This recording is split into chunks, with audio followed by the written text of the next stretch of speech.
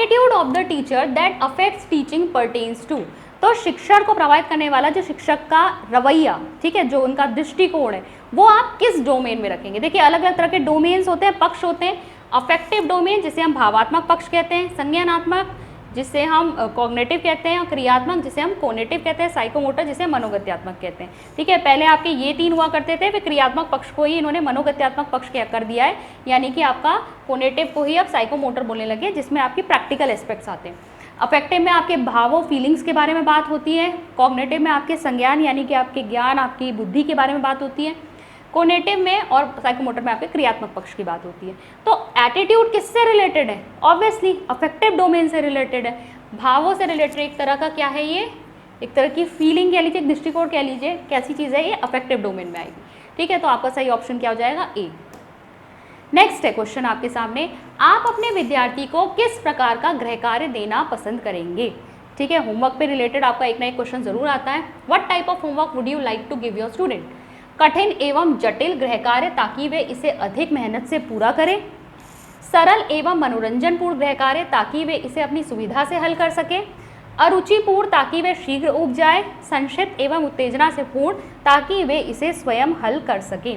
तो देखिए यहाँ पर आपका सही आंसर क्या होगा? सही आंसर होगा सरल एवं मनोरंजन पूर्ण। ठीक है, simple and entertaining homework so that they can solve it at their convenience. ठीक है, नेक्स्ट है, आंतरिक मूल्यांकन प्रणाली की सिफारिश की जा चुकी है क्योंकि शिक्षक उनके विद्यार्थियों को जानते हैं, अध्यापक वे ही प्रश्न पूछते हैं जो उन्होंने पढ़ाए हैं, अध्यापक उनके विद्यार्थी के सबसे अच्छे निर्णायक होते हैं, विद्यार्थी परीक्षा के दौरान तनाव मुक्त रहेंगे।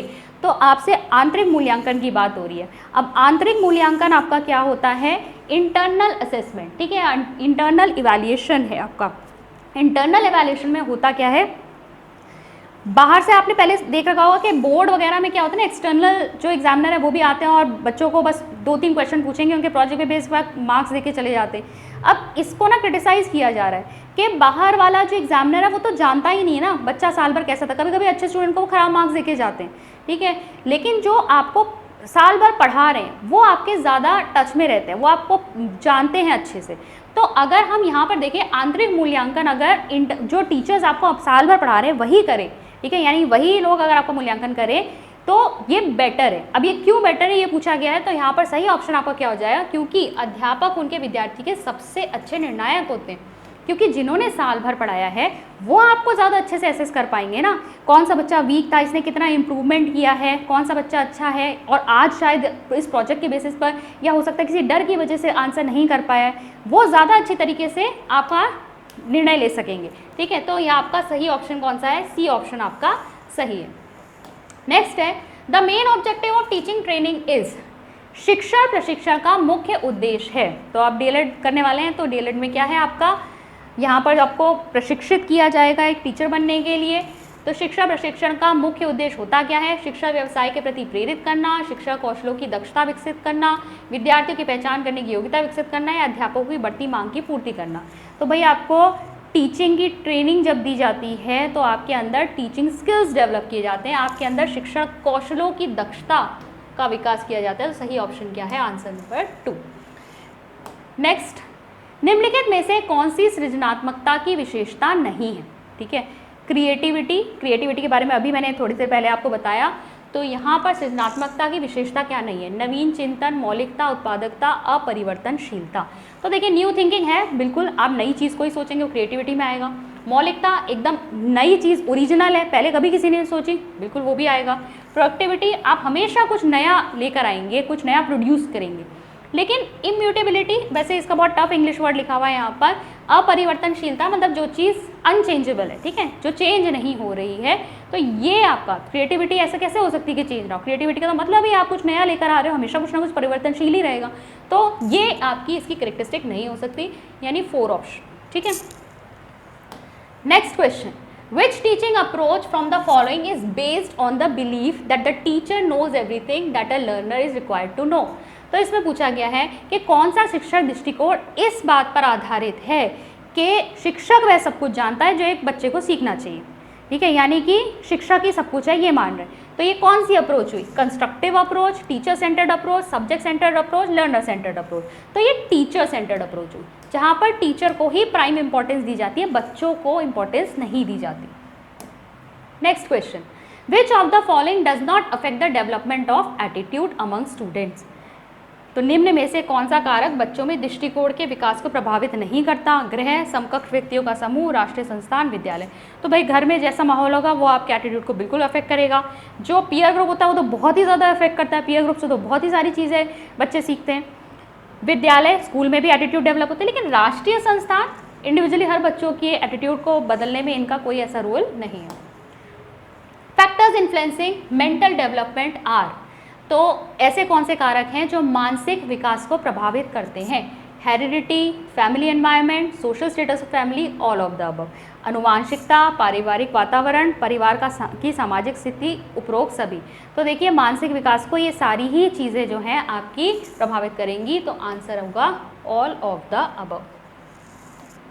Next, we call a child backward if his or her attainment scores lie among the lowest scores of his or her class, he is dull child with a below average intelligence, he or she remains in same class for more than 1 year, या his or her attainment falls below the level of his or her natural abilities।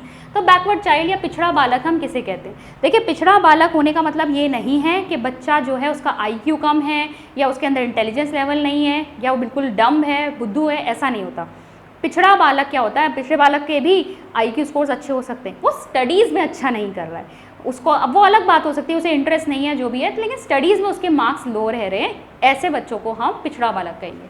ठीक है, तो इसमें सही option आपका क्या होगा? उसके अंक उसकी कक्षा में सबसे कम अंकों में से होते हैं, ये होता है पिछड़ा बालक। ठीक है, डल चाइल्ड नहीं है तो ये वाला ऑप्शन गलत हो गया। एवरेज इंटेलिजेंस कह रहे हैं, मैंने आपको बताया बुद्धि से इसका लेना देना नहीं है, ऐसा नहीं मान सकते आप कि उसकी बुद्धि कम है।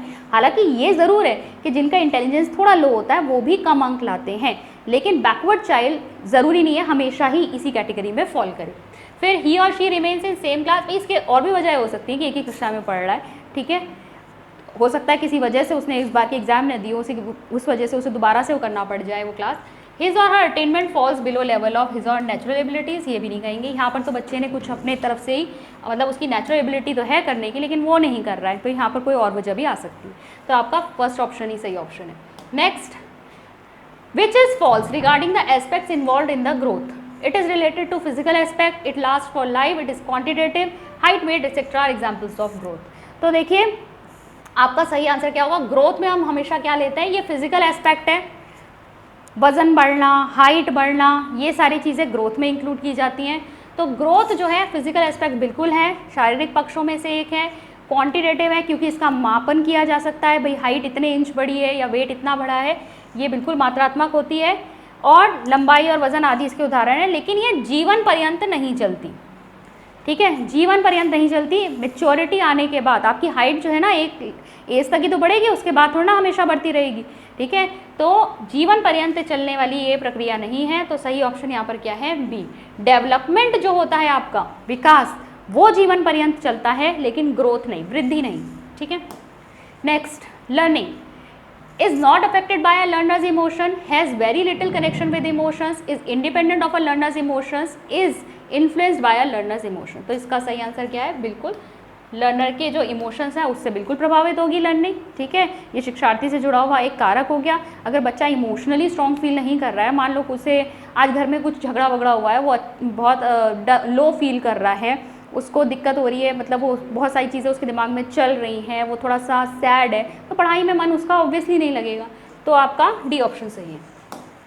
नेक्स्ट, गिविंग पनिशमेंट वर्बल और non verbal to the children results in motivating them to work, protecting the child's image, improving their scores, damaging their self concept. तो देखिए पनिशमेंट या दंड को जो है यहाँ पर हमेशा जो है आज की जो शिक्षा व्यवस्था है उसमें मना किया जाता है कि दंड ना दिया जाए, क्योंकि ये बच्चे का सेल्फ कॉन्सेप्ट हिला देता है।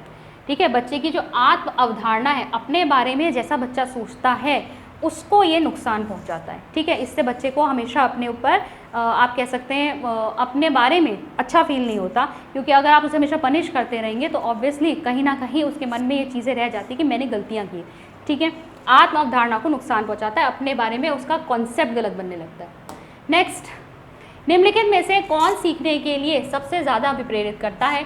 बहुत आसान या कठिन लक्ष्य चुनने की प्रवृत्ति, लक्ष्यों को पूरा करने में व्यक्तिगत संतुष्टि, बाहरी कारक या विफलता से बचने के लिए प्रेरणा। तो which one of the following optimizes motivation to learn? Optimizes सबसे ज़्यादा कौन सा अभिप्रेरित करेगा? तो यहाँ पर पर्सनल सेटिस्फैक्शन, ठीक है। अगर कोई काम करने में किसी व्यक्ति को अंदर से बहुत खुशी मिल रही है तो ऑब्वियसली वो उस काम को करने के लिए अभिप्रेरित होगा। Next question, which one of the following statement indicates the difference between syllabus and curriculum? तो सिलेबस और करिकुलम ये आपका दो अलग अलग चीज़ें हैं। करिकुलम होता है पूरा साल भर में आपको बच्चे को जो भी आपको पढ़ाना है, साथ ही साथ जो को करिकुलर एक्टिविटीज़ करानी है, जो भी स्पोर्ट्स गेम्स वगैरह जो भी आपने साल भर में प्लान किया है। एक क्लास आप पकड़ लीजिए, क्लास 10th के लिए आपने जो भी चीज़ें एक्टिविटीज़ अपने स्कूल में प्लान कर रखी हैं, पढ़ाई और पढ़ाई के साथ साथ को स्कॉलिस्टिक एक्टिविटीज़ भी, वो सब करिकुलम होती है। अगर हम सिर्फ पढ़ाई वाले हिस्से की बात करें कि कितना सिलेबस करो, वो सिलेबस में आ जाएगा, ठीक है। कितना पढ़ाना है वो सिलेबस आएगा।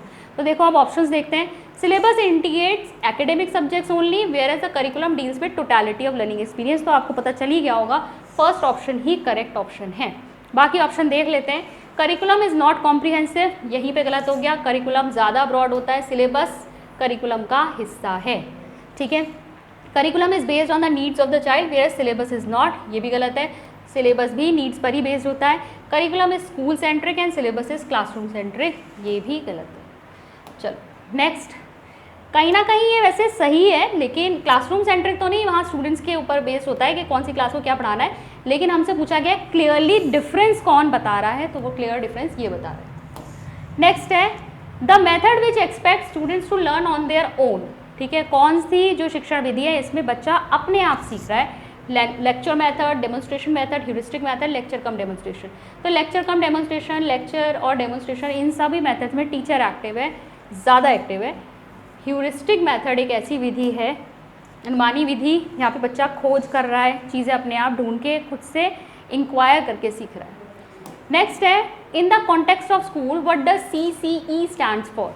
तो CCE का फुल फॉर्म आपसे पूछा गया है। तो CCE का फुल फॉर्म होता क्या है आपका? डायरेक्ट हम उस पर चले जाते हैं, continuous comprehensive evaluation, option number 2, सतत एवं व्यापक मूल्यांकन, ठीक है। सतत का मतलब क्या होता है? कंटिन्यूस, साल भर आप बच्चे का इवैल्यूएशन करते रहिए। ये नहीं कि सिर्फ आपने पूरे साल पढ़ाया, लास्ट में आप एग्जाम ले रहे हो, उसके बेसिस पे आप मार्क्स दे के बच्चे को पास या फेल कर रहे हैं। आप साल भर छोटी छोटी एक्टिविटीज़ में उसके असेसमेंट करते रहिए और फिर ऐड ऑन करके देखिए कि उसने पूरे साल भर में क्या क्या चीज़ें सीखी हैं। व्यापक का मतलब क्या होता है? अलग अलग क्षेत्रों में आप उसका असेसमेंट कीजिए, सिर्फ पढ़ाई में नहीं, बहुत सारी चीज़ों में अलग अलग तरीके से उसका व्यापक मतलब ब्रॉड क्षेत्रों में, कॉम्प्रिहेंसिव, हर एरिया में आप उसे देखिए। Next, according to national education policy 2020 structure of school education will be. तो देखिए NEP एक ऐसा टॉपिक है जिसपे से हालांकि आपके सिलेबस से क्लियरली कहीं भी डिफाइन ऐसे आपको नहीं दिखाई देगा, लेकिन आपको पता होना चाहिए क्योंकि NEP से क्वेश्चन बन सकता है आपके टीचिंग एग्जाम में। तो आपका इन्होंने पूछा है पैटर्न क्या होगा आपका, तो NEP में आपका पैटर्न होगा 5+3+3+4। फिर देखेंगे नेत्रहीन छात्रों के लिए प्रयुक्त होने वाली लिपि है। सिंपल क्वेश्चन है, ये आप सभी को पता ही होगा। स्क्रिप्ट कौन सी यूज होती है ब्लाइंड स्टूडेंट्स के लिए? Braille, general script, common script, Brahmi script. तो ये आंसर क्या है आपका? ब्रेल। पाठ योजना से तात्पर्य है पढ़ाए जाने वाले पाठ को स्वयं पढ़कर जाना, उन सभी बातों का विवरण तैयार करना जिन्हें शिक्षक कक्षा के अंदर एक निश्चित समय में पूरा करने की इच्छा रखता है, छात्रों से पूछे जाने वाले सभी प्रश्नों के ब्यौरावार उत्तर तैयार करना, या छात्रों से पूछे जाने वाले सभी प्रश्नों की सूची तैयार करना। तो देखिए पाठ योजना या लेसन प्लान जो होता है उसमें आप वो सारी एक्टिविटीज़ लिखते हैं जो आप क्लासरूम में परफॉर्म करने वाले हैं। आप सबसे पहले ऑब्जेक्टिव्स लिखते हैं, उन ऑब्जेक्टिव्स को पूरा करने के लिए आप क्या टीचिंग पॉइंट्स पढ़ाएंगे, हर टीचिंग पॉइंट पे आप कितना मटेरियल की क्या व्याख्या करेंगे, कौन सा टीचिंग मेथड यूज़ करेंगे, कौन सी टीचिंग एड दिखाएंगे, सारी चीज़ें, मूल्यांकन कैसे करेंगे, सब चीज़ें आप लेसन प्लान में लिखते हो। तो ये आपका क्या है? उन सभी बातों का विवरण तैयार करना जिन्हें शिक्षक कक्षा के अंदर एक निश्चित समय में पूरा करने की इच्छा रखता है, ऑप्शन बी। क्वेश्चन नंबर 40, बच्चों में पारस्परिक तुलना कभी नहीं करनी चाहिए क्योंकि पारस्परिक तुलना से बच्चों में हीन भावना जागृत होती है, द्वेष की भावना जागृत होती है, आत्मविश्वास में वृद्धि होती है और विकल्प आपको यहाँ से चुनने। तो भाई हीन भावना जागृत होगी बिल्कुल आप अगर कंपेयर करोगे, हाँ। द्वेष की भावना जागृत होगी बिल्कुल, बच्चा जो है उससे द्वेष करने लग जाएगा, बच्चा जो है उसके अंदर एक इंफीरियरिटी कॉम्प्लेक्स के साथ साथ एक हेट्रेड आने लगेगी, ठीक है। कॉन्फिडेंस इंक्रीज होगा, नहीं, कॉन्फिडेंस इंक्रीज इससे नहीं होता है। तो ऑप्शन है आपका 1 और 2, 1 और 2 किस में आ रहा है, ए में, ए ऑप्शन करेक्ट है। 71 आपका क्या कहता है, इसको आप देख लेंगे। तो इसका आंसर जो है 71 का जो है वो आप देखेंगे 71 का ए आंसर सही है। क्या है, सेप्टिक, ऑप्शन नंबर ए जो है वो सही आंसर है। उसके बाद 72 पे चलते हैं। 72 नंबर का क्वेश्चन आपका क्या कहता है, जल फ्लोरिडेशन, ठीक है, जहां पे भी फ्लोराइड आ गया वहां पे आप याद करें दांतों के लिए है। फ्लोराइड जो है वो आपका किसके लिए है, दांतों के लिए है। तो 72 जो है उसका क्या हो जाएगा, दांतों की सड़न रोकने के लिए। ऑप्शन नंबर सी जो है, ऑप्शन नंबर सी इसका सही आंसर है, 72 का सी आंसर। उसके बाद नेक्स्ट 73, निम्न में से किस वर्ष में भारत के राज्यों के पुनर्गठन और उससे जुड़े मामलों के लिए अधिनियम पारित किया गया।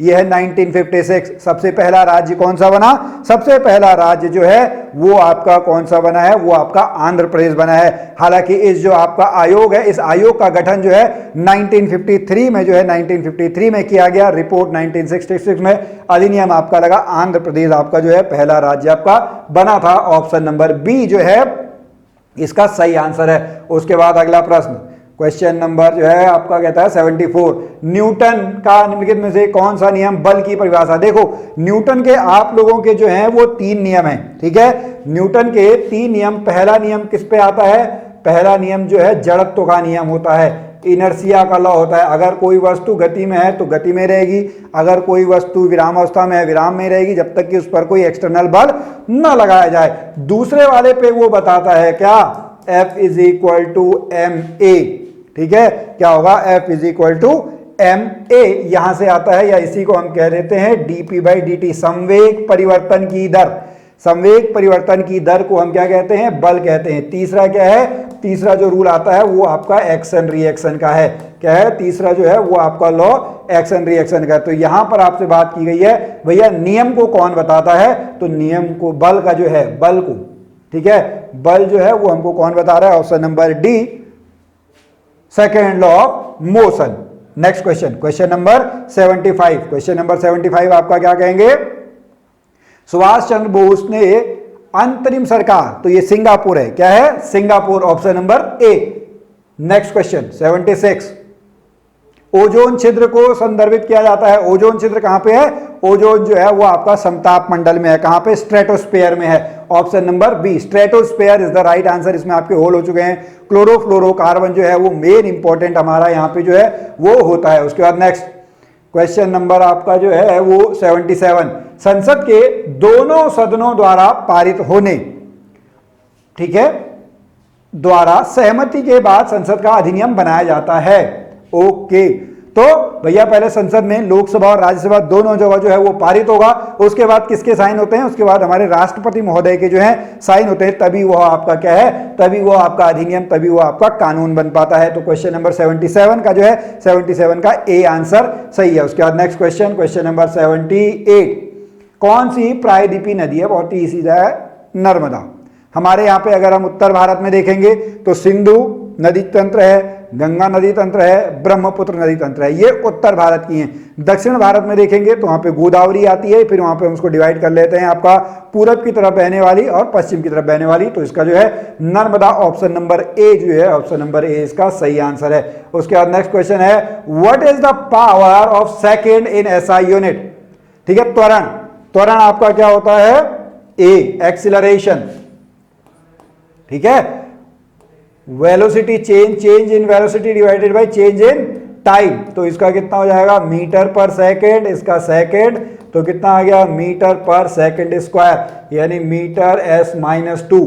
तो ऑप्शन नंबर जो है, ऑप्शन नंबर क्या आ जाएगा, ऑप्शन नंबर सी जो है इसका सही आंसर है। 79 का जो है, 79 का क्या हो जाएगा, 79 का सी आंसर बिल्कुल सही है। उसके बाद 80 पे चलेंगे, 1932, ठीक है, पूना पैक्ट, दलितों के उसके लिए आपका है Ambedkar, BR Ambedkar, option number D, ठीक है, क्या है, ऑप्शन नंबर डी सही आंसर है। उसके बाद 81 का आप देखेंगे, ठीक है, 81 का जो है ये आपका क्या है, कमल, ऑप्शन नंबर ए। आप सभी को पता है ये जो गुरु गोविंद सिंह ने तपस्या की थी, हरगोविंद सिंह आपको जो हेमकुंड साहिब कहाँ पे है, चमोली डिस्ट्रिक्ट में आपका है, तो ऑप्शन नंबर जो है ऑप्शन नंबर ए इसका सही आंसर है। उसके बाद नेक्स्ट, निम्न में से कौन सा पर्वत धौलीगंगा पर नदी के निकट है? तो आपके लिए बहुत इजी क्वेश्चन हो गया, ये आपका है ऑप्शन नंबर डी, चमोली में। उत्तराखंड का जो सबसे ऊंची चोटी है वो आपकी कौन सी है, वो आपकी नंदा देवी है। ऑप्शन नंबर डी जो है वो इसका सही आंसर है। उसके बाद नेक्स्ट क्वेश्चन नंबर जो है 83,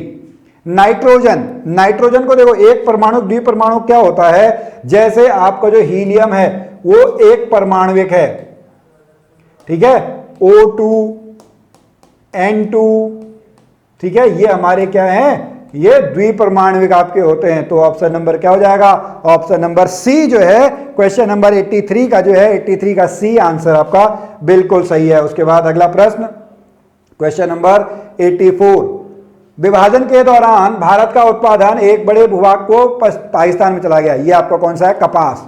ऑप्शन नंबर बी जो है, ऑप्शन नंबर बी इसका सही आंसर है। 84 का बी, कपास is the right answer. Next 85, कीटों का जो अध्ययन है वो आपका किसमें किया जाता है? क्वेश्चन नंबर 85, तो इसका आपका क्या है, इसका आपका है ऑप्शन नंबर बी, ठीक है, एंटीमोलॉजी। ऑप्शन नंबर बी जो है वो आपका सही आंसर है। क्वेश्चन नंबर 86, भारत का पहला विकास बैंक कौन सा है? क्वेश्चन नंबर आपका 86, ठीक है, 86 आप लोग देखिएगा, भारत का पहला आपका कौन सा है, तो ये है ऑप्शन नंबर डी। क्या है? Option number D, Industrial Finance Corporation of India, भारतीय औद्योगिक वित्त निगम। Option number D is the right answer. Next question number 87, question number 87 क्या कहता है, राइट टू इंफॉर्मेशन एक्ट, बहुत ही इजी क्वेश्चन है। तो ये आपका कब है? ऑप्शन नंबर सी 2005, कब है? ऑप्शन नंबर सी सन 2005। नेक्स्ट 88, देखिए क्वेश्चन को आप देखेंगे 88, क्वेश्चन नंबर 88 का आंसर क्या हो जाएगा?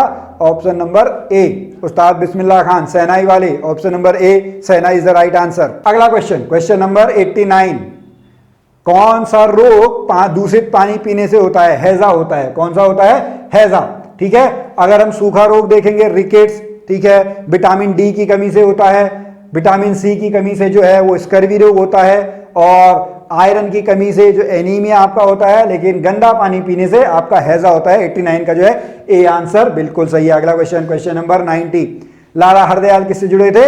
लाला हरदयाल जो है वो आपका ऑप्शन नंबर जो है, ऑप्शन नंबर आपका जो है बी, ठीक है, लाला हरदयाल ने जो है वो ऑप्शन नंबर बी जो है इसका सही आंसर है। क्या है? गदर पार्टी। ओके।